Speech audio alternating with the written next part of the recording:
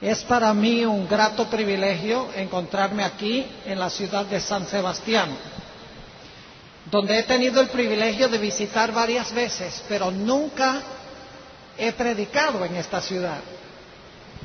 He predicado en muchos sitios de Puerto Rico, pero San Sebastián, que es la Meca adventista, nunca había tenido el privilegio de predicar acá y ahora el Señor me ha concedido ese privilegio. Me alegra ver un grupo tan numeroso de personas, a pesar de que es un día feriado. Probablemente muchos salieron a pasear hoy, pero me alegro de que hayan venido esta noche para comenzar esta actividad tan importante que continuará durante las próximas 4 noches. Le he dado como título a esta serie de temas Peligros en la frontera. Peligros en la frontera. Vamos a hablar de ciertos peligros que está afrontando la Iglesia Adventista al encontrarnos en las mismas fronteras de la Canaán celestial. Ahora, esta noche quiero invitarles a abrir sus Biblias conmigo al libro de Primera de Corintios, el capítulo 10. Primera de Corintios, el capítulo 10. Y vamos a leer 2 versículos en este capítulo, 2 versículos muy importantes. Sin embargo, antes de hacerlo, queremos pedir la bendición especial de Dios. Nunca debemos abrir la palabra de Dios sin oración. Así que les invito a que juntamente conmigo inclinen sus rostros y vamos a pedir la bendición de Dios. Padre Celestial, te damos gracias por el privilegio de encontrarnos en este local tan cómodo para cantar alabanzas a tu nombre, para hablarte en oración y para escuchar tu voz a través del estudio de tu santa palabra. Pedimos, Padre, que te manifiestes poderosamente en este lugar por medio del ministerio de tu Espíritu Santo. Danos, Señor, claridad mental para comprender y especialmente danos un corazón dispuesto para recibir la semilla de la verdad que vas a sembrar en nuestro estudio esta noche. Contamos pues, Señor, con la promesa de tu presencia, porque te lo pedimos en el precioso e incomparable nombre de Cristo Jesús. Amén. En Primera de Corintios, el capítulo 10, el apóstol San Pablo repasa algunos episodios de la historia del pueblo de Israel. Los episodios que él repasa no son las mejores experiencias de Israel en el desierto. Lo que relata son las tristes experiencias de la falta de fe del pueblo de Israel. Ahora, estas cosas no fueron escritas solamente para Israel, sino que estas experiencias del pueblo de Israel fueron escritas para nuestra admonición. Porque nosotros vamos a afrontar los mismos peligros que afrontó el pueblo de Israel. Antes de leer estos 2 versículos de 1 de Corintios 10, quiero decirles que en esta historia que encontramos en 1 de Corintios, Egipto representa el mundo de donde nosotros salimos cuando recibimos a Cristo Jesús. Canaán representa el cielo, hacia donde nosotros nos estamos dirigiendo. Y las experiencias de Israel entre Egipto y Canaán representan las experiencias por las cuales pasaremos los que hemos salido del mundo para entrar finalmente en la Canaán celestial. Es decir, Egipto representa el mundo y Canaán representa la patria celestial. Ahora noten 1 Corintios, el capítulo 10 y el versículo 6. Dice el apóstol San Pablo: empero estas cosas fueron en figura de nosotros. ¿Ven lo que dice el apóstol San Pablo? Las cosas que le pasaron a Israel son en figura de nosotros, para que no codiciemos cosas malas como ellos codiciaron. Noten el versículo 11. Y estas cosas les acontecieron en figura y son escritas para nuestra admonición, en quienes los fines de los siglos han parado. Lo que le pasó a Israel fue escrito en figura de nosotros. Las experiencias de ellos se están repitiendo y se repetirán en el pueblo de Dios que avanza hacia la Canaán celestial hoy. Ahora yo quisiera repasar un poco la experiencia de Israel de Egipto a Canaán y hacer el paralelo con nuestra propia experiencia espiritual, porque la experiencia del peregrinaje de Israel es una ilustración de nuestro peregrinaje personal. La salida de Israel de Egipto es una ilustración de nuestra salida del mundo. Así que vamos a repasar la historia del pueblo de Israel y vamos a ver cómo se aplica a nuestra propia experiencia individual y nuestra experiencia como iglesia. Lo primero que quiero que notemos es que el pueblo de Israel se encontraba esclavo en la tierra de Egipto. Eran siervos y ellos querían desesperadamente la libertad. Pero según la historia de Éxodo, ellos no podían librarse a sí mismos. No tenían poderío militar, no tenían armas, no tenían forma alguna en que pudieran librarse de servidumbre en Egipto. Y la Biblia nos dice que en su desesperación, no pudiendo librarse ellos, clamaron a Dios. Noten lo que dice Éxodo, el capítulo 2 y los versículos 23 al 25. Éxodo 2, 23 al 25. Dice: aconteció que después de muchos días murió el rey de Egipto, y los hijos de Israel suspiraron a causa de la servidumbre, y clamaron. Y subió a Dios el clamor de ellos con motivo de su servidumbre. Versículo 24. Y oyó Dios el gemido de ellos, y acordóse de su pacto con Abraham, Isaac y Jacob. Noten las palabras que se usan. Dice: suspiraron, clamaron, gimieron. Imagínense ustedes levantarse cada día y saber que lo que le espera a uno es hacer ladrillos para las construcciones de Egipto. Cada día, cada semana, cada mes, cada año, toda la vida, esclavos, siervos, maltratados por Faraón y por los egipcios. Y lo peor, prácticamente sin esperanza de ser librados. Pero en su desesperación dice aquí que clamaron a Dios, gimieron a Dios, suspiraron y le pidieron a Dios: líbranos, Señor. Y Dios escogió intervenir para librar a Israel de Egipto. Empezando en el capítulo 3 hasta el capítulo 11, encontramos los actos de Dios en la liberación de Israel. Lo interesante es que al leer estos capítulos, Israel no hace nada.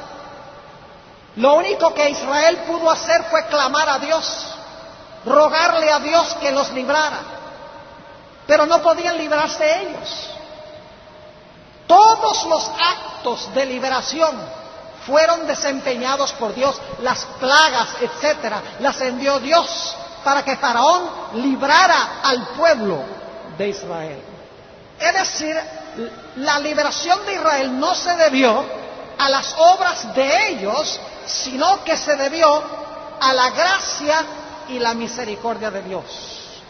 Quiero que noten que Dios no le dijo a Israel: miren, ustedes son unos desobedientes, ustedes han aprendido a comer la comida de Egipto, ustedes han aprendido a adorar como se adora en Egipto, ustedes han aprendido a vestir como se viste la gente en Egipto, ustedes han aprendido a amar la música de Egipto. Cuando ustedes enderecen sus vidas y vivan como debe ser, en armonía con mi ley, entonces yo los voy a librar. No fue así. Ellos clamaron a Dios y Dios, por misericordia y por gracia, escogió intervenir para librar a Israel de esclavitud, de servidumbre. Es interesante notar en Éxodo la señal de la liberación de Israel. En el capítulo 12 y 13 de Éxodo, no estoy leyendo los textos porque ustedes conocen esto. Esta es una actividad primordialmente para adventistas. Estamos contentos si hay no adventistas también.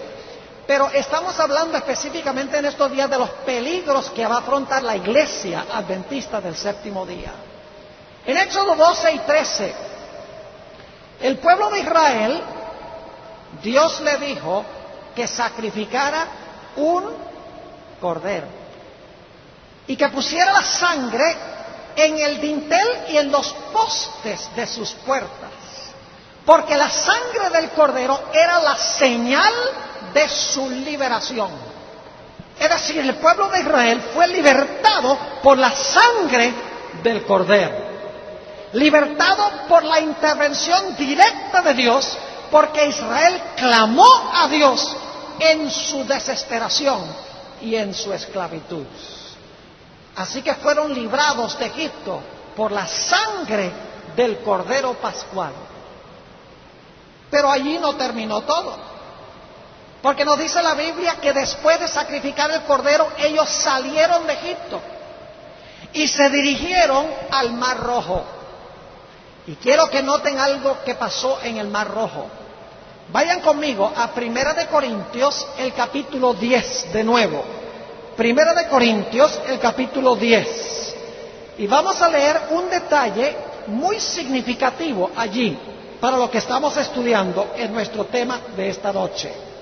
Dice en Primera de Corintios 10 y el versículo 1: porque no quiero, hermanos, que ignoréis que nuestros padres todos estuvieron bajo la nube y todos pasaron la mar. Y ahora escuchen esto: y todos en Moisés fueron ¿qué? Fueron bautizados en la nube y en la mar. Israel fue llevado al Mar Rojo, y en el Mar Rojo descendieron a las aguas y fueron ¿qué? Fueron bautizados. Ahora, si ustedes miran el relato, qué interesante, que la Biblia nos dice que cuando el pueblo de Israel entró a las aguas bautismales del Mar Rojo, los egipcios los siguieron.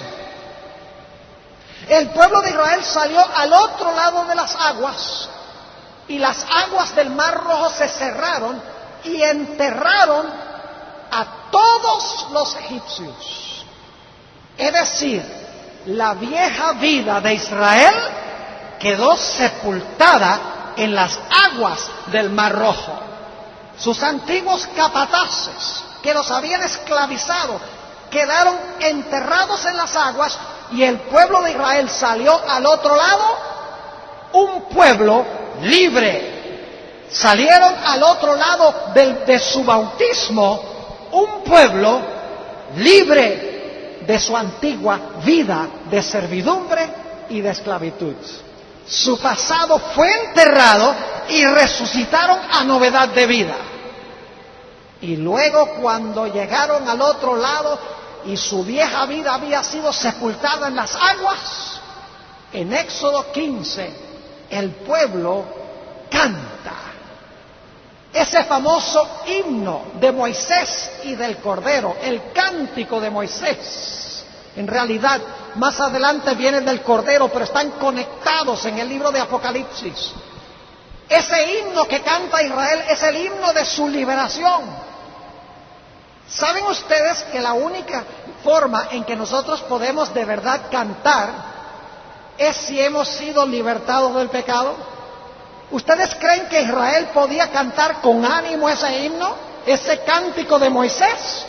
No cabe duda, porque era el cántico de su experiencia. Ellos habían experimentado eso, habían visto su vieja vida sepultada y habían visto que habían salido un pueblo nuevo a novedad de vida. Y por lo tanto, el pueblo de Israel canta con ánimo y con entusiasmo el himno de su liberación. Pero ahí no termina todo, porque el pueblo todavía no había llegado a Canaán. Todavía tenían que cruzar un desierto árido, caliente, para poder entrar a Canaán. Su bautismo no era el fin, el sacrificio del Cordero no era el fin, su liberación de Egipto no era el fin. Había algo más después de su bautismo y después de entonar el himno de su liberación. Había algo más. Tenían todavía que cruzar el desierto para entrar a Canaán. Ahora yo pregunto, si ustedes fueran a cruzar un desierto, ¿qué dos provisiones harían primero? En primer lugar, agua. Y en segundo lugar, comida. Alimento, exactamente. Escuchen bien. No es coincidencia que después que Israel canta el himno de su liberación, en Éxodo 16, Dios llueve pan del cielo para Israel. Y en Éxodo, el capítulo 17, saca agua de la roca para Israel. Dios dice, ¿de qué vale que te haya librado de Egipto? ¿De qué vale que la sangre del Cordero te haya libertado? ¿De qué vale que te haya bautizado en el Mar Rojo y haya resucitado novedad de vida, si luego cruzas el desierto y te mueres en el camino? Así que Dios, sabiendo que tenían que cruzar el desierto para fortalecerlos y mantenerlos vivos, les dio agua y les dio pan. Ahora, yo quiero tomar en este momento la oportunidad de trazar el paralelo con nosotros, porque el paralelo es extraordinario. La Biblia dice que nosotros, antes de recibir a Jesús, vivíamos en Egipto. Éramos esclavos, esclavos de Satanás, esclavos del pecado, esclavos de esa naturaleza pecaminosa, lo que la Biblia llama la carne, que no puede hacer el bien. Igual que Israel, éramos esclavos. Pero llegó determinado momento en nuestra vida cuando clamamos a Dios y le dijimos, Señor, yo no me puedo librar de estos malos hábitos, yo no me puedo librar de esta carne que me lleva a cometer el mal. Señor, por favor, sálvame. Y en ese momento Dios dijo, no porque yo era bueno, sino porque clamé a Él. Él dijo, te voy a librar de tu esclavitud, te voy a librar de tu servidumbre. Y lo interesante es que lo que nos libró de nuestra servidumbre fue, ¿qué cosa? La sangre del Cordero que quita el pecado del mundo.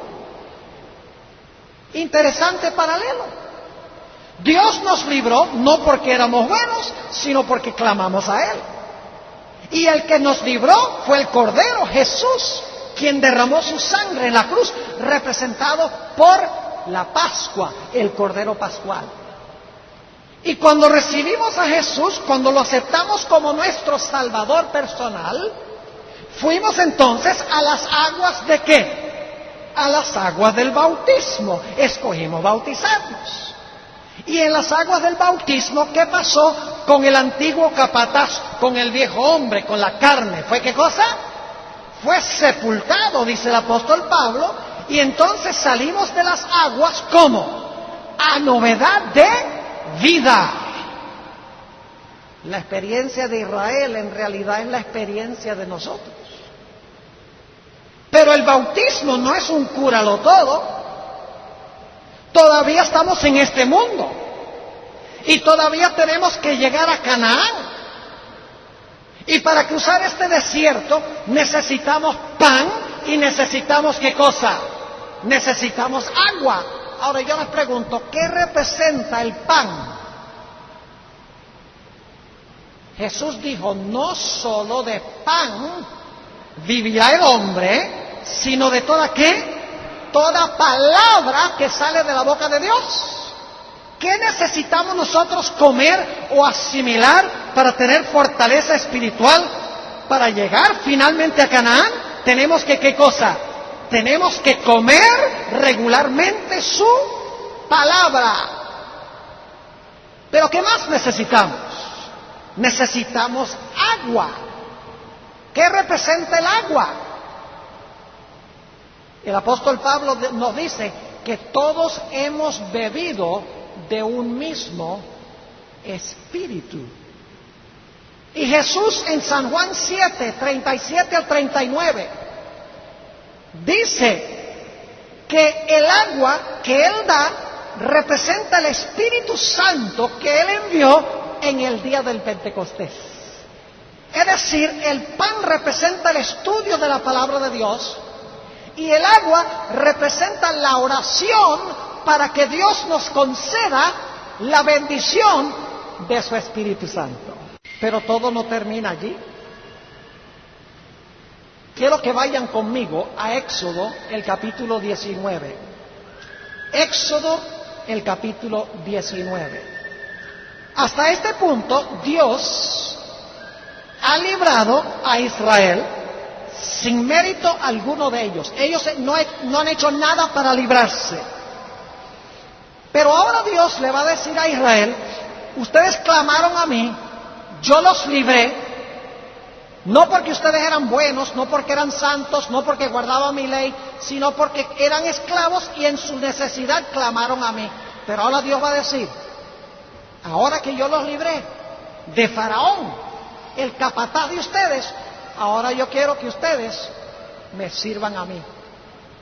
Ya ustedes enterraron el pasado. Ahora yo lo que quiero es que ustedes me sirvan a mí, hagan un pacto de servicio a mí. Y noten lo que encontramos en Éxodo, el capítulo 19, y quiero empezar leyendo en el versículo 1. Éxodo 19 y el versículo 1. Al mes tercero de la salida de los hijos de Israel de la tierra de Egipto, en aquel día vinieron al desierto de Sinaí, porque partieron de Refidim y llegaron al desierto de Sinaí y asentaron en el desierto y acampó allí Israel delante del monte. Y ahora escuchen esto, muy importante. Y subió Moisés a Dios. Y Jehová lo llamó desde el monte diciendo, así dirás a la casa de Jacob y denunciarás a los hijos de Israel. Quiero que visualicen esto. Moisés, Dios le dice, sube acá. Y Moisés sube a la montaña. Y Dios le dice, mira Moisés, yo quiero que tú le lleves un mensaje al pueblo de Israel. Yo tengo un mensaje, tú vas a ser mi mensajero. Yo te voy a dar un mensaje y tú se lo vas a llevar a Israel. Ahora noten cuál es el mensaje. Versículo 4. Vosotros visteis lo que hice a los egipcios y cómo os tomé sobre alas de águilas y os he traído a mí. Ahora pues, escuchen bien, si diereis oído a mi voz y guardareis mi ¿qué? Mi pacto, vosotros seréis mi especial tesoro sobre todos los pueblos, porque mía es toda la tierra. Fíjense que Dios todavía no había entrado en pacto con Israel. ¿Israel clamó a Dios? Sí. ¿Dios intervino con las plagas? ¿Los libró? Sí. ¿La sangre del cordero los libró? ¿Cómo no? fueron bautizados en las aguas del Mar Rojo? Sí. El viejo hombre enterrado, resucitaron a novedad de vida. Dios les dio pan y les dio agua, pero ahora Dios dice, ahora tú tienes que responder a lo que yo he hecho. Ahora te toca tomar el paso de tu lado. Ya yo tomé mi paso, ahora te toca a ti responder. Y Dios dice, si ustedes oyen mi voz y guardan mi pacto, entonces serán mi pueblo especial, mi especial tesoro. Es decir, hasta este momento Dios todavía no había hecho el pacto con su pueblo, aunque lo había salvado. Ahora quiero que noten que Moisés desciende de la montaña y le entrega el mensaje al pueblo. Note lo que dice el versículo 6. Dios sigue diciendo en el mensaje que le dio a Moisés, vosotros seréis mi reino de sacerdotes y gente santa. Estas son las palabras que dirás a los hijos de Israel. Es decir, dale este mensaje a Israel, que yo quiero entrar en pacto con ellos. Yo los libré, ahora yo quiero que ellos oigan mi voz y guarden mi pacto en respuesta a lo que yo he hecho. Fíjense que Dios no dice guarda el pacto y te libro. Dios dice yo te libro para que guardes el pacto. Es decir, las obras no nos salvan, pero cuando somos salvos obramos. Noten lo que dice el versículo 7. Entonces vino Moisés y llamó a los ancianos del pueblo y propuso en presencia de ellos todas estas palabras que Jehová le había mandado. ¿Y cómo respondió el pueblo? Y todo el pueblo respondió a una y dijeron, todo lo que Jehová ha dicho, haremos. ¿Entró Israel en pacto con Dios? ¿Se formó el pacto aquí, en el monte Sinaí? ¿Prometió Israel obedecer el pacto y oír la voz de Jehová? Claro que sí. Y por si acaso, ahora Moisés va y le dice a Dios, el pueblo acepta. Fíjense lo que sigue diciendo el versículo 8. Y todo el pueblo respondió a una y dijeron, todo lo que Jehová ha dicho, haremos. Y Moisés refirió las palabras del pueblo a Jehová. Dios dice, yo quiero entrar en pacto con el pueblo, anda y háblale al pueblo para ver si ellos quieren. Moisés dice, Dios quiere entrar en pacto con ustedes, es decir, que obedezcan su voz y que guarden su pacto. ¿Aceptan o no? Dicen, aceptamos. Moisés va y dice, Señor, aceptan. Habían entrado en pacto con Jehová. Y ahora Dios esperaba que ellos, ¿qué? Le obedecieran. No los mandó a obedecer en Egipto, pero ahora que eran libres, Dios esperaba que ¿qué? Que le obedecieran. Noten Éxodo 20, donde tenemos el pacto, porque en Éxodo 20 ya tenemos el pacto que Dios hace con ellos.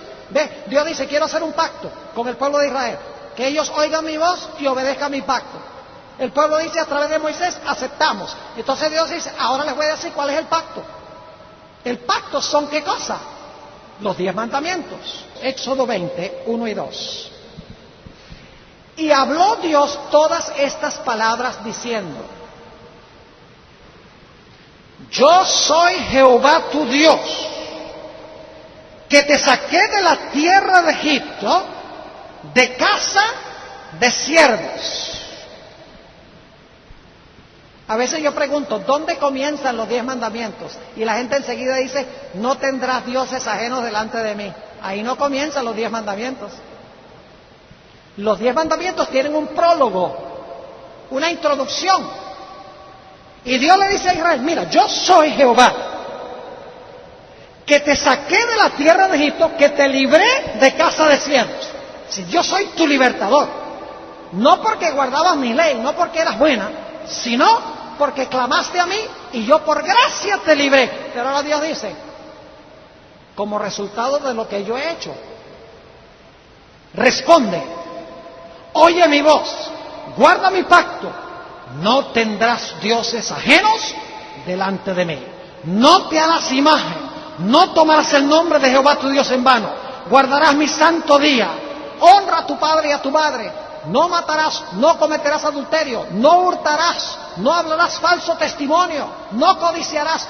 Dios está diciendo, ahora que yo te libré, ahora que ya tú no sirves a Faraón, el mundo, sino que me sirves a mí, ahora esto es lo que yo quiero que tú hagas en respuesta a lo que yo he hecho por ti.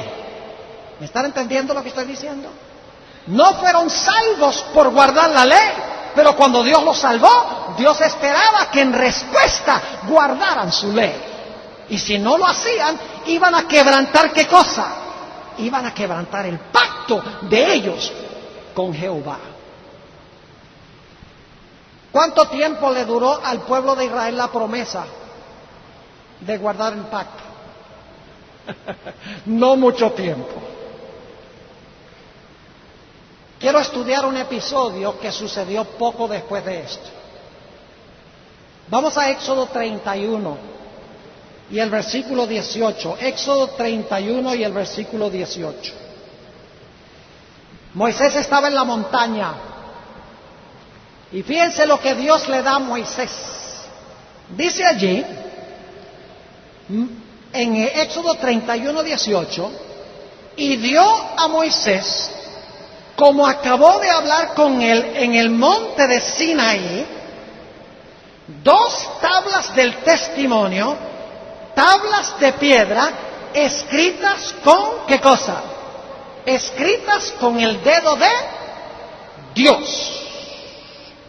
Y Moisés está contento porque ahora él tiene las tablas del pacto, los 10 mandamientos que acabamos de leer. Y ahora Moisés va a bajar con las tablas y va a decir, le voy a entregar estas tablas al pueblo, porque ellos prometieron vivir en armonía con lo que está en las tablas. Ellos prometieron guardar el pacto y oír la voz de Jehová, y viene Moisés bajando por la montaña emocionado. No sabía lo que le esperaba. Éxodo 32, 1. Vamos a estudiar en detalle este pasaje ahora, porque tiene grandes lecciones para la iglesia adventista en estos últimos días y para nosotros individualmente. Éxodo 32 y el versículo 1. Dice, mas viendo el pueblo que Moisés tardaba en descender del monte, ¿qué fue lo que llevó a Israel a hacer lo que hicieron? Que Moisés tardaba en venir de la montaña. Yo pregunto, ¿el Señor Jesucristo está tardando en regresar a esta tierra? ¿Ah? ¿Se ha demorado más de lo que pensábamos? Claro que sí. Y como el pueblo dice, Moisés se tarda. El pueblo adventista dice, Jesús se tarda. Y ahí es cuando nos metemos en problemas. Dice, mas viendo el pueblo que Moisés tardaba en descender del monte, allegóse entonces a Aarón y dijéronle, levántate, haznos dioses. En realidad en el hebreo la palabra es Elohim, se puede traducir Dios. Haznos a Dios, que vaya delante de nosotros. Y ahora escuchen esto. Escuchen bien, pues Dios estaba escuchando. Porque a este Moisés, aquel varón que nos sacó de la tierra de Egipto, no sabemos qué le haya acontecido. Según ellos, ¿quién lo sacó? Y Dios está escuchando. En un momento lo vamos a dar cuenta. Dice, entonces fue Moisés. Ok. Me voy a acordar de eso, dice Dios. Como Moisés se demora, la gente dice, no sabemos qué pasó con Moisés. Haznos un Dios. En realidad ellos lo que querían era que Moisés le hiciese, que Aarón les hiciese un Dios que representaría a Jehová, pero en forma visible. Ahora, ¿saben ustedes quiénes fueron los instigadores de esto? ¿Quiénes instigaron esto de que se hiciera un Dios que conocemos como el becerro de oro? ¿Quiénes fueron los cabecillas?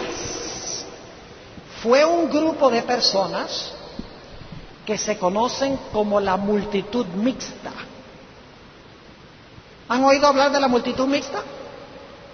Fue gente que salió de Egipto por temor a las plagas, pero que en verdad no amaban a Jehová, ni se consideraban parte del pueblo de Israel. Cada vez que entre el pueblo de Dios en el desierto surgía una rebelión, la sierva de Dios dice que la multitud mixta estaba atrás de eso. Gente que estaba con Israel, pero gente que no estaba convertida a Dios. Note lo que dice la sierva del Señor, Patriarcas y Profetas, página 433. Dice: la multitud mixta que acompañaba a los israelitas desde Egipto daba continuamente origen a dificultades y tentaciones. Los que la componían decían haber renunciado a la idolatría. Sí, decían: nosotros no somos idólatras. Y profesaban adorar al Dios verdadero. Pero su educación y disciplina anteriores habían moldeado sus hábitos y sus caracteres, de modo que en mayor o menor medida estaban corrompidos.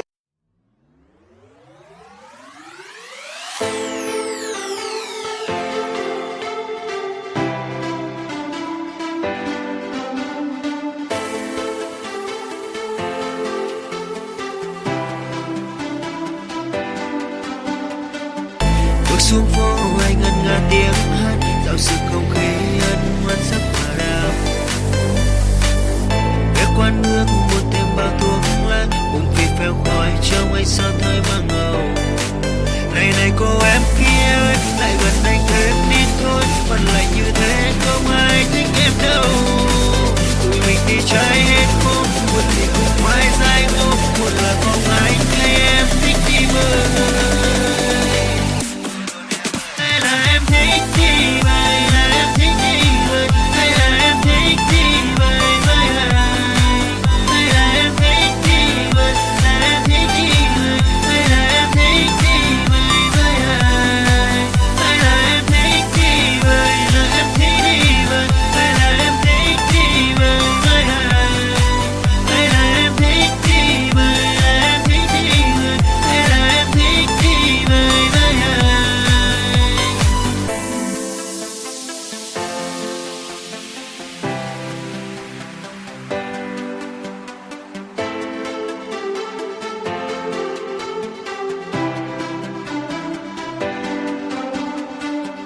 Bước xuống phố anh ngân nga tiếng hát, dạo sự không khí hân hoan sắc quả đào. Ghé quán nước mua thêm bao thuốc lá, bụng thì phèo khói trong ánh sao thấy nó ngầu. Này này cô em kia ơi, lại gần anh thêm đi thôi, mà lại như thế không ai thích em đâu. Tụi mình đi trái hết phố, buồn gì cùng mãi dài ngô, buồn là không ai thấy em thích đi bơi.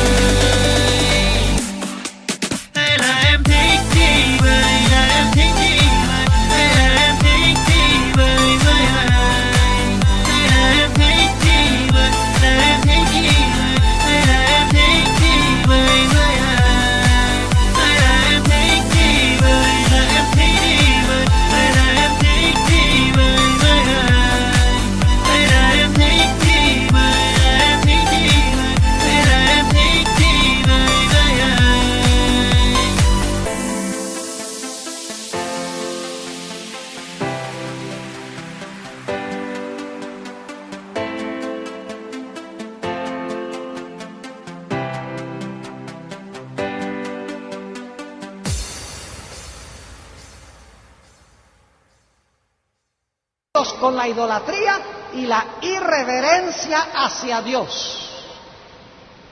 Ellos eran los que más a menudo suscitaban contiendas, eran los primeros en quejarse y corrompían el campamento con sus prácticas idólatras y sus murmuraciones contra Dios. ¿Será que en la iglesia adventista tenemos ese tipo de personas hoy? Que han salido del mundo, pero el mundo no ha salido de ellos. Y que son una fuente de problemas en la iglesia, de conflictos en la iglesia. Tienen problemas con las enseñanzas de la iglesia, con las normas de la iglesia. Quieren tener un pie en el mundo y quieren tener un pie con el Señor. Y dicen, Jesús se tarda en venir. Y mientras tanto tenemos toda clase de problemas en la iglesia remanente. La multitud mixta.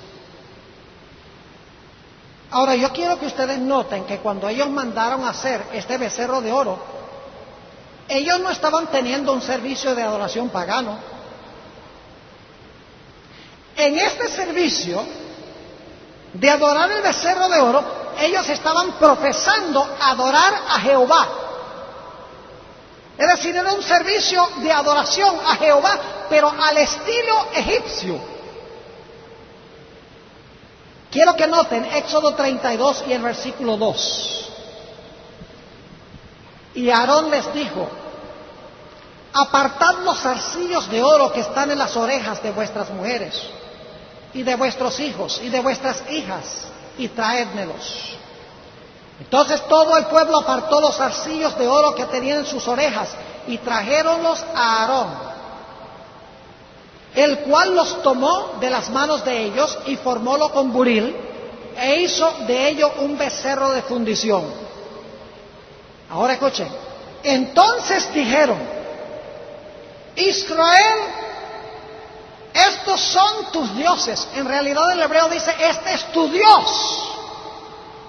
Porque la palabra Elohim, que se puede traducir en singular, este es tu Dios que te sacó de la tierra de Egipto. ¿Quién los había sacado de la tierra de Egipto? Jehová. Entonces ellos están profesando servir a quién y adorar a quién, a Jehová. Noten lo que sigue diciendo el versículo 5. Y viendo esto, Aarón edificó un altar delante del becerro y pregonó a Aarón y dijo, ahora escuchen bien, mañana será fiesta a Jehová. ¿A quién iban a adorar con el becerro de oro? A Jehová. ¿Pero al estilo qué? Al estilo egipcio. ¿No están conmigo? Sí están conmigo todavía. ¿Esta gente fue gente redimida? ¿Fueron redimidos de Egipto? ¿Sí? ¿Fueron bautizados? ¿Sí? ¿Comieron el pan y bebieron el agua? ¿Recibieron la palabra y el Espíritu? Sí. ¿Recibieron la ley? ¿Prometieron obedecer a Dios? Sí. A todo ello. Pero querían adorar ¿cómo? Como cuando estaban en Egipto. ¿Será que eso está pasando en la iglesia adventista hoy? Yo creo que no hay duda alguna. Adorando a Dios, pero con metodologías que usa el mundo. Ahora sigue diciendo, por si acaso alguno todavía no está claro de que ellos están adorando a Jehová. Dice el versículo 6, y el día siguiente madrugaron. Para eso sí llegaron temprano a la iglesia. Y ofrecieron ¿qué cosa? Holocaustos. Y presentaron pacíficos. Yo pregunto, ¿los holocaustos y los pacíficos eran ofrecidos a quién? En el sistema de sacrificio de Israel. ¿A quién se ofrecían los holocaustos y los pacíficos? Se ofrecían a Jehová. Este servicio lo están haciendo a Jehová. Dice, y sentóse el pueblo a comer y a beber, y levantáronse ¿a qué? A regocijarse. Una mejor traducción sería, se levantaron a jugar. Decían, en este servicio de adoración necesitamos gozar, necesitamos emoción, necesitamos saltar. En un momento vamos a leerlo. El servicio debe caracterizarse por el regocijo y el baile, los gritos y los saltos. Y estaban profesando adorar ¿a quién? A Jehová. Permítame leerles una cita del Comentario Bíblico Adventista, tomo 1, página 1109. Dice la sierva de Dios, el resultado de su murmuración e incredulidad fue que Aarón les hizo un becerro de oro. Ahora escuchen bien, les hizo un becerro de oro para representar a Dios. Dios con mayúscula en el espíritu de profecía. Él proclamó, es decir, Aarón proclamó que este ídolo era Dios con mayúscula. Y así se suscitó gran entusiasmo sobre este falso Dios con minúscula. Es decir, ellos creían que estaban adorando a Dios, pero según la sierva de Dios, estaban adorando ¿al qué? Estaban adorando al falso Dios. Ahora yo pregunto, ¿qué estaba haciendo Israel con el pacto al hacer esto? Estaba quebrantando el pacto. Y dejaron de ser el pueblo de Dios. Y usted, pastor, ¿cómo va a hacer eso? Noten Éxodo 32. Y vamos a leer el versículo 7. Aquí Dios le está hablando a Moisés.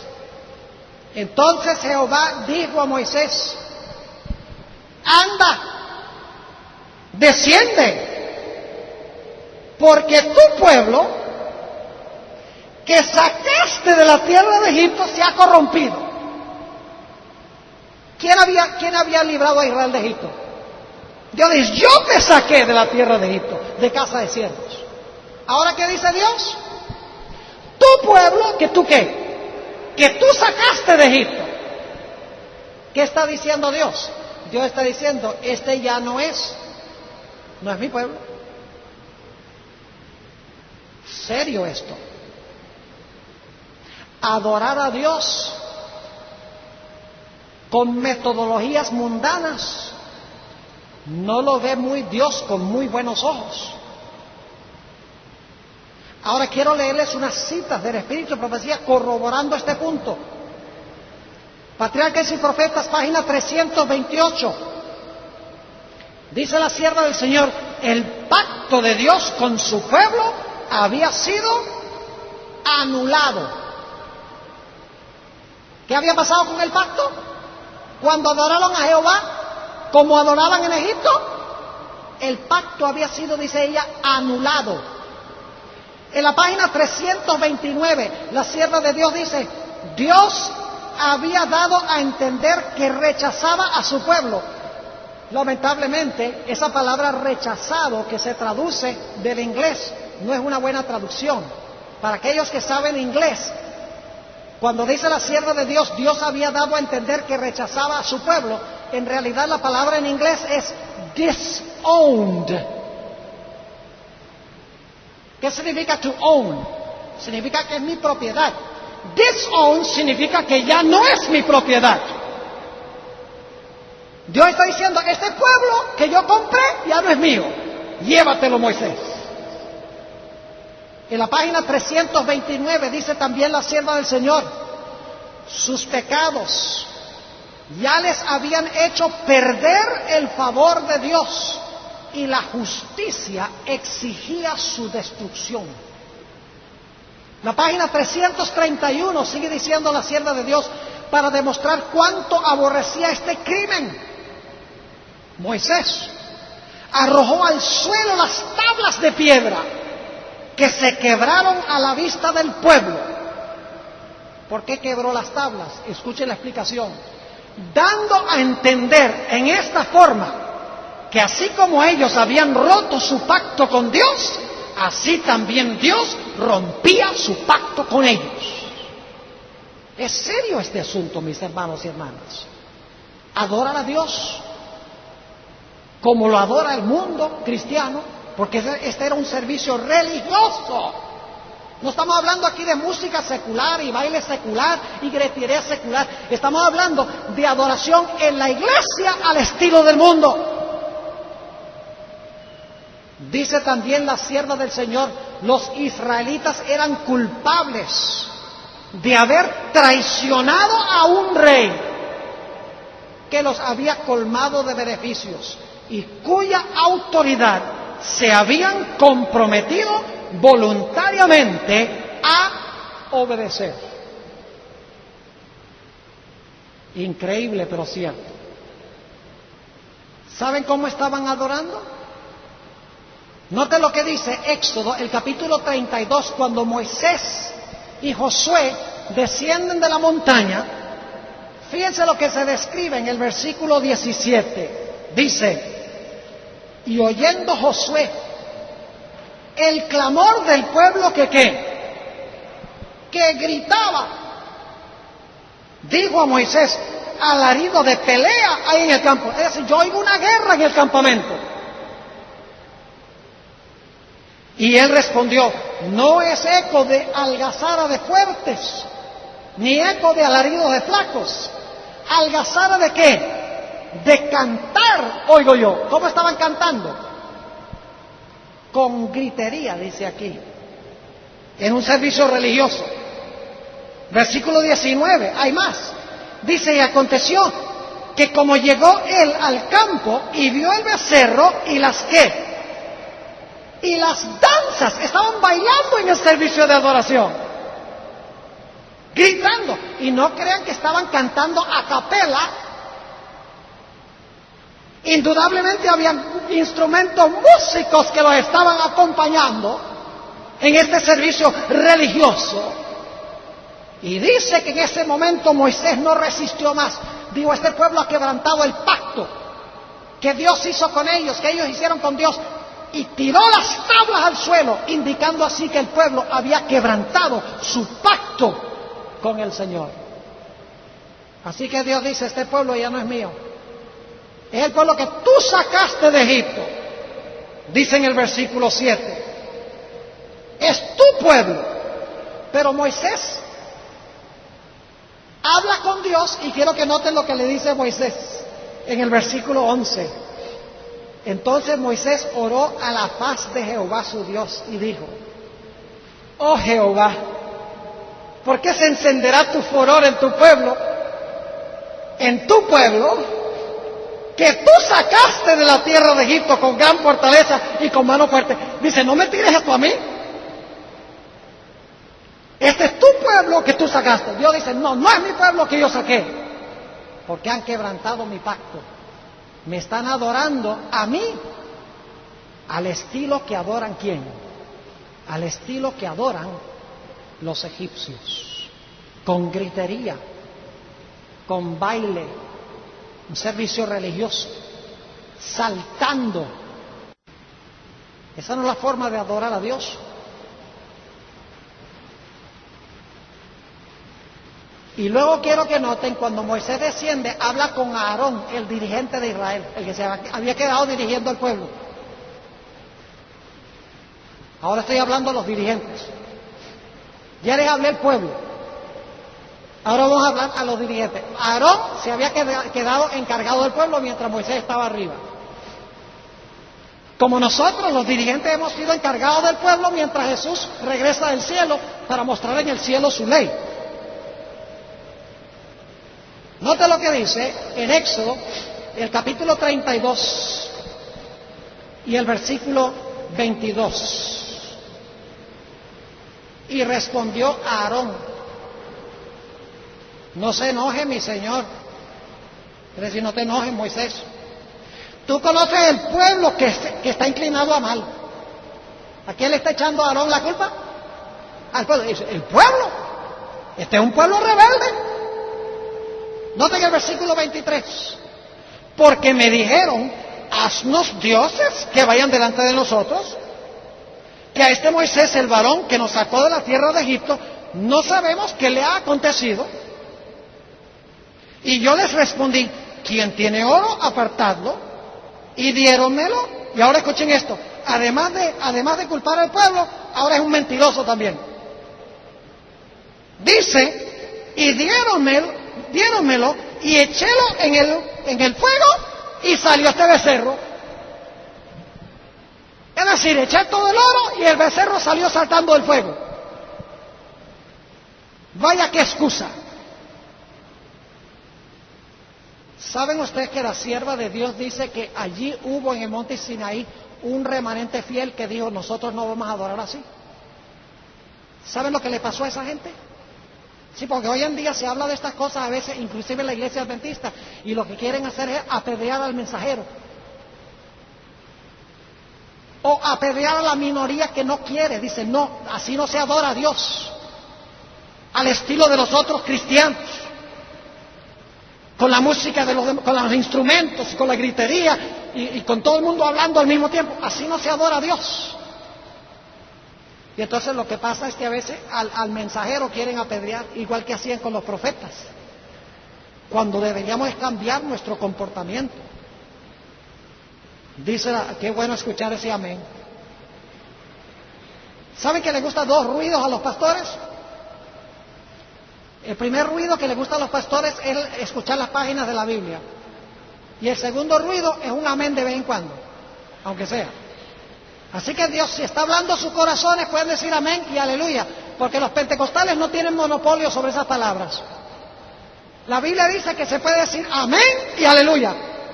Sin embargo, en la iglesia adventista, hoy en día, lo más común es aplaudir todo. Yo no sé si aquí es en Puerto Rico, que se aplaude para esto y se aplaude para lo otro. En la Biblia, la respuesta que dice Dios que debemos dar es amén o aleluya. Dice la sierva de Dios en cuanto a este remanente fiel, que dijo, nosotros no vamos a adorar así. Patriarcas y Profetas, página 327. Algunos permanecieron fieles a su pacto con Dios. Pero la mayor parte del pueblo se unió a la apostasía. ¿Quiénes se unieron a la apostasía? La mayor parte del pueblo, la mayoría nunca está en lo correcto. Y dice la sierva del Señor, unos pocos que se atrevieron a denunciar la propuesta imagen como idolatría, fueron atacados y maltratados, y en la confusión y el alboroto perdieron finalmente la vida. ¿Estás tú dispuesto de pararte por la verdad a un riesgo de perder la vida? Esa será la prueba que vamos a tener. Pero si nos estamos yendo con la corriente del mundo, ahora, ¿a favor de qué nos vamos a parar? Escuchen lo que dice la sierva de Dios de Aarón, el líder, que debería haber dicho, no, esto está mal, no lo vamos a hacer. Aunque me apedree, esto está mal y no lo vamos a hacer. Eso es lo que debería haber hecho Aarón. Pero no, dijo, el pueblo lo quiso, y como el pueblo lo quiso, pues, está bien, háganlo. Ese es dejar que el pueblo dirija al dirigente, en vez del dirigente dirigir al pueblo. Dice la sierva de Dios,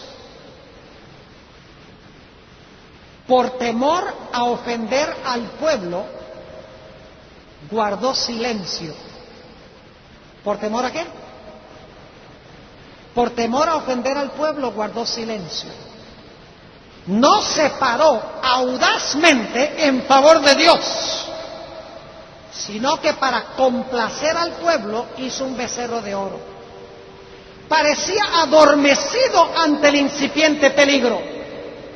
Aarón podría haber coartado la primera palabra rebelde, pero temía tanto ofender al pueblo que aparentemente se unió con ellos y finalmente lo persuadieron que hiciera un becerro de oro para ellos adorarlo. Un par de citas más. Ella dice, hay todavía Aarones dóciles. No es una buena traducción. En inglés la palabra es pliant. Algo que es pliant es algo plegable, algo flexible, que toma la forma que usted quiere darle. Es decir, ella dice, hay todavía Aarones fácilmente influenciados, es lo que quiere decir, flexibles, que mientras desempeñan cargos de autoridad en la iglesia, ceden a los deseos de los miembros no consagrados y así los incitan al pecado. Hemos pensado nosotros como dirigentes que cuando cedemos a los deseos del pueblo, nosotros estamos incitándolos al pecado, según dice el Espíritu de Profecía. Aquí está otra cita, dice, de todos los pecados que Dios castigará, ninguno es más grave ante sus ojos que el de aquellos que animan a otros a cometer el mal. Dios quisiera que sus siervos demuestren su lealtad, reprendiendo fielmente la transgresión, por penoso que sea hacerlo. Aquellos que han recibido el honor de un mandato divino no han de ser débiles y dóciles, contemporizadores. No han de perseguir la exaltación propia, ni evitar los deberes desagradables, sino que deben realizar la obra de Dios con una fidelidad inflexible. Cuando yo observo la iglesia adventista en algunos sitios, es irreconocible, porque se asemeja tanto a las iglesias que no tienen la verdad presente. Nuestro estilo de adoración tiene que ser diferente, mis hermanos y hermanas. Nuestro estilo de adoración debe ser un estilo de adoración reverente, un estilo de adoración apacible, no con ruido, no con bombos, no con gritería, no con saltos, no con danzas, sino con reverencia al gran creador del universo. Ahora quiero que noten un último punto antes de terminar esta noche. El pueblo de Israel había sido rechazado por Dios en este falso servicio de adoración. Pero Moisés ruega a Dios y le dice: Señor, por favor, este pueblo tú lo sacaste de Egipto, es tu pueblo, no los rechaces. Si es necesario, borra mi nombre de tu libro, pero sálvalos a ellos. Y entonces Dios le dijo a Moisés: está bien, los vuelvo a aceptar. Y quiero que noten qué hizo el pueblo cuando se reconsagró a Dios. Se encuentra en Éxodo 33. Pero antes de leer Éxodo 33, ustedes saben que cuando Israel salió de Egipto, los egipcios les dieron muchas joyas, ¿sí o no? ¿Qué hicieron con las joyas? Se las pusieron. ¿Sí o no? Moisés le dijo: quítense los zarcillos de las orejas y los collares y vamos a hacer el becerro de oro. ¿Para qué quería Dios usar esas joyas? ¿Para qué? ¿Para que el pueblo se los pusiera? No. Para usarlo para la edificación de ¿qué cosa? Del tabernáculo del testimonio. Y sabe que cuando Israel se quitó los zarcillos y los collares, no se los quitó todos porque se los volvieron a poner. Ahora quiero que noten Éxodo 33 y el versículo 1. Y Jehová dijo a Moisés: ve, sube de aquí, tú y el pueblo. Y Dios todavía está diciendo que sacaste de la tierra de Egipto, a la tierra de la cual juré a Abraham, Isaac y Jacob, diciendo: a tu simiente la daré. Y yo enviaré delante de ti el ángel, y echaré fuera al cananeo, y al amorreo, y al eteo, y al pereceo, y al jebeo, y al jebuseo, a la tierra que fluye leche y miel.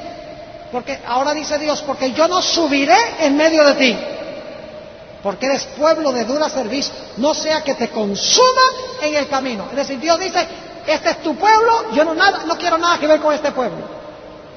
¿Qué hizo el pueblo para demostrar que se habían humillado ante Dios y que las cosas habían cambiado? Note lo que dice el versículo 4. Y oyendo el pueblo esta sensible palabra de que Dios dijo: yo no voy con ustedes a Canaán, Este no es mi pueblo, es tu pueblo, Moisés. Dice, cuando el pueblo oyó esta sensible palabra, vistieron ¿de qué? De luto. Y ninguno se puso sus ¿qué? Sus joyas. Versículo 5. ¿Por qué se las quitaron? ¿Porque ellos quisieron o porque Dios se los dijo? Versículo 5. Pues Jehová dijo a Moisés, di a los hijos de Israel, vosotros sois pueblo de dura cerviz, en un momento subiré en medio de ti y te consumiré. Quítate pues ahora tus atavíos, que yo no subiré, no sabré lo que tengo de hacer. Entonces los hijos de Israel se despojaron de sus joyas desde el monte Horeb y no se los volvieron a poner antes de entrar a la tierra de Canaán. Hoy en día es muy común en la iglesia adventista decir eso de las joyas. Eso era para una época de los puritanos. Eso no se aplica hoy. Pero si en la historia del pueblo de Israel es paralela a nuestra historia, se aplica hoy. El estilo de adoración se aplica hoy. Y el quitarnos los atavíos se aplica también hoy.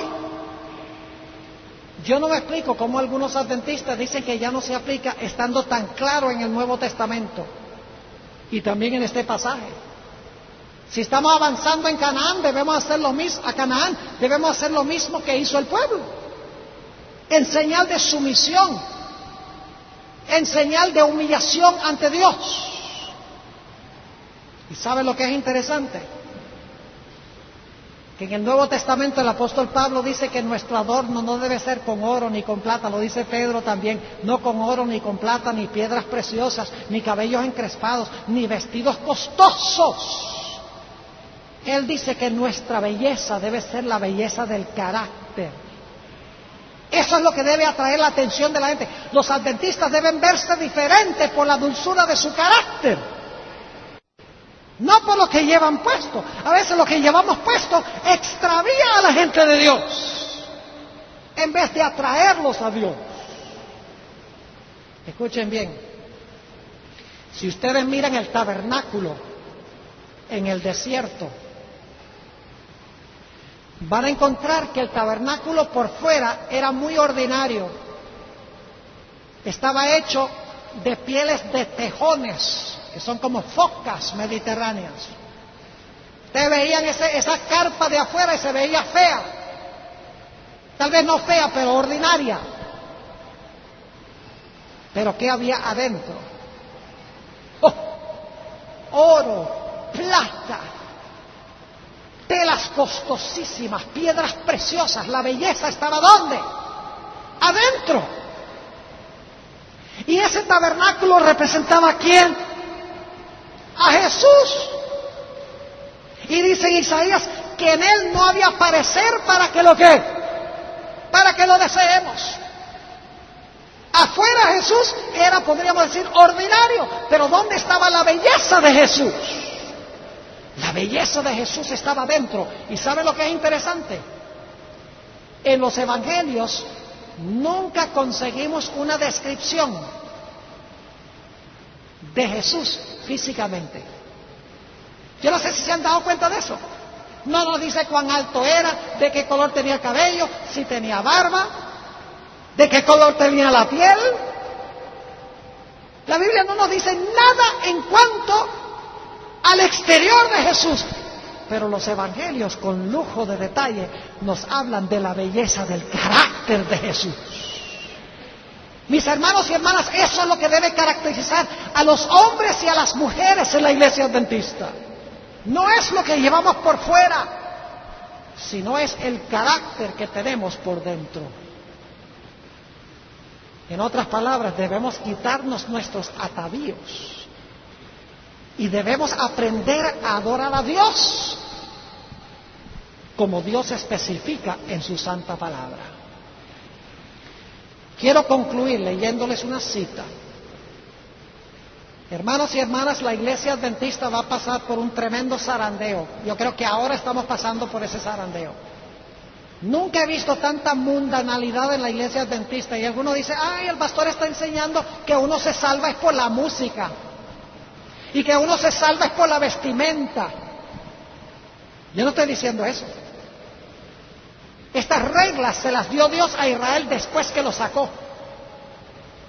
Debía ser la respuesta de ellos a Dios por Dios haberlos librado. Dios no le dio estas instrucciones en Egipto, sino que le dijo, yo los libro por mi gracia, porque clamaron a mí. Y entonces luego cuando salen, Dios dice, ahora si me aman, guarden mis mandamientos. Que si no los guardan es porque no ¿qué? Porque no aman a Dios. Porque en Primera de Juan dice, cualquiera que dice, le conozco y no guarda sus mandamientos, es que mentiroso y la verdad de Dios no está en él. Este es el amor de Dios, que guardemos sus mandamientos, y sus mandamientos no son penosos o gravosos. Esta cita la encontramos en el libro Maranata, página 198. Dice la sierva del Señor, no está distante el tiempo cuando la prueba vendrá a cada alma. Se procurará imponernos la marca de la bestia. Los que hay, ahora escuchen bien, no pasa de la noche a la mañana. Lo que ha pasado en la iglesia adventista no ha pasado de la noche a la mañana. Y quiero que sepan que yo soy un fiel adventista del séptimo día. Yo amo esta iglesia y pelearé por esta iglesia hasta el momento de mi muerte. Cuando yo digo estas cosas de la iglesia, no estoy hablando negativamente de la iglesia y diciendo, no hay esperanza, sálganse. No, estoy diciendo, quédense y luchen por la iglesia y por sostener la verdad y levantar en alto la verdad de Dios. Dice Dios, los que hayan cedido paso a paso a las exigencias mundanales. ¿Cómo es que cedemos a las exigencias mundanales? Yo pregunto, ¿los vestidos de las mujeres de la noche a la mañana fueron de los tobillos al muslo? En la noche se acostaron y los vestidos estaban por los tobillos. Se levantaron por la mañana y ya tenían minifalda. No. ¿Cómo pasó? De a poquito. Sigue diciendo la sierva de Dios, los que hayan cedido paso a paso a las exigencias mundanales y se hayan conformado a las costumbres del mundo, no lo encontrarán difícil ceder a las autoridades antes que someterse al ridículo, los insultos, las amenazas de encarcelamiento y la muerte. A veces yo le digo a los adventistas, algunos adventistas que dicen, ay pastor, a mí no me alcanza el dinero para diezmar. Yo tengo una fórmula perfecta. Denlo primero y siempre les va a alcanzar. Y entonces yo le digo, hermano, usted dice que no tiene suficiente dinero para devolverle a Dios lo que le pertenece. Si usted no está dispuesto a devolverle a Dios el 10% ahora, ¿qué le hace pensar que cuando su vida está en juego le va a dar toda la vida? Si no está dispuesto a darle el 10% ahora, ¿usted cree que va a estar dispuesto de entregar su vida cuando se imponga el decreto de muerte? Claro que no. Algunos dicen, ay pastor, yo tengo que trabajar en sábado, porque si no trabajo en sábado mi familia padece hambre. Si usted no está dispuesto de perder su trabajo por guardar el sábado ahora, ¿qué le hace pensar que va a estar dispuesto a perder la vida más tarde por guardar el sábado? Es ahora, hermanos y hermanas, que nosotros aprendemos a ser fieles a Dios. Sigue diciendo, la contienda será entre los mandamientos de Dios y los mandamientos de los hombres.